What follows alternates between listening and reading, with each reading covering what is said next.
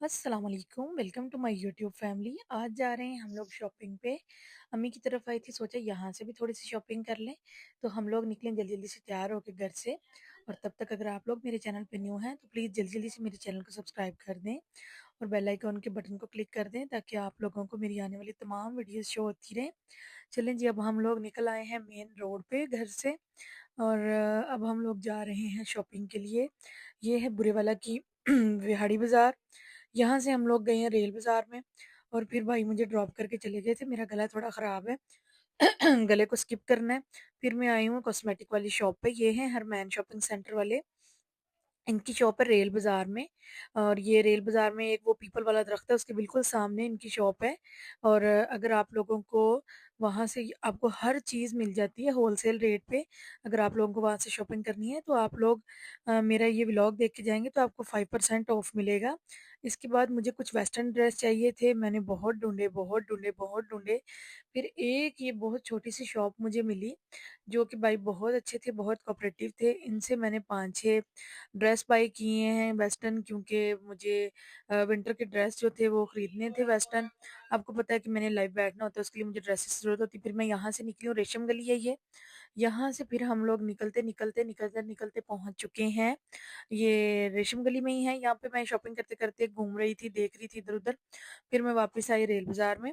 Rail बाज़ार से होते हुए फिर हम लोग अगेन आए हैं हरमैन शॉपिंग सेंटर पे, क्योंकि यहाँ से मुझे कुछ चीज़ें लेनी थी, मैं भूल गई थी। और वो अगेन परचेज़ किए हैं। और उसी के साथ आप लोगों के लिए 5% ऑफ लगा हुआ है, अगर मेरा व्लॉग देख के जाएँगे तो। कोई भी चीज़ आप बाय करेंगे उस पे आपको 5% ऑफ है। उसके बाद फिर मुझे इस चाचा जी के सूप का पता चला था कि इनका सूप बहुत मज़े का होता है। ये मुझे हरमैन वालों ने बताया था। मैं फिर ढूँढते इमाम बारगाह वाली गली ढूँढते हुए अहमद ज्वेलर के पास आई और वहाँ आके इनको ढूँढा। फिर मैंने इनसे लिया सूप, इनसे मैंने 10 कप सूप लिए थे। लेकिन यकीन करें मुझे मज़ा नहीं आया, ये मेरा एक्सपीरियंस बैठ गया। चलें ख़ैर कोई नहीं, लेकिन अंकल का जो था वो बिहेवियर बहुत अच्छा था, वो बहुत रिस्पेक्टेड थे। लेकिन दुःख इस बात का होता है जब पैसे वेस्ट हो जाते हैं ना तो फिर थोड़ा-सा दुःख होता है, लेकिन कोई बात नहीं। रेडी का सूप था, मैंने कभी पिया नहीं था पहले इनका, लेकिन उन्होंने बताया था कि इनका सूप बहुत अच्छा होता है। यहाँ से मैं निकली हूँ, फिर मैं आ गई शूज़ वाली शॉप पे, यहाँ से मैंने अपनी मम्मा के लिए शूज़ बाय करने थे। ये ब्लैक वाले शूज़ आपको नज़र आ रहे हैं, ये रोम शूज़ होते हैं। मैंने कहा मम्मा को सरप्राइज़ दूँगी, वो बहुत खुश हो जाएँगी। फिर मैंने यहाँ से शूज़ पसंद करने शुरू कर दिए, अपने लिए भी किए, लेकिन मुझे अपने लिए कोई शूज़ ही नहीं पसंद आया, बिल्कुल बेकार से लगे। ख़ैर, बेकार तो नहीं थे, बहुत अच्छे जूते थे इनके पास। लेकिन यहाँ से फिर मैंने जल्दी-जल्दी से अपनी मम्मा के लिए जूता बाय किया, पैसे भी बकाया लिए और फिर मैं निकली अपने पापा को सरप्राइज़ देने के लिए। आज मैं अपने मम्मा-पापा के लिए शॉपिंग करने निकली थी। मेरे पापा ये जो रुमाल होते हैं ना, ये सर पे लेते हैं क्योंकि वो नमाज़ पढ़ते हैं, तो वो ये रुमाल रखते हैं सर पे।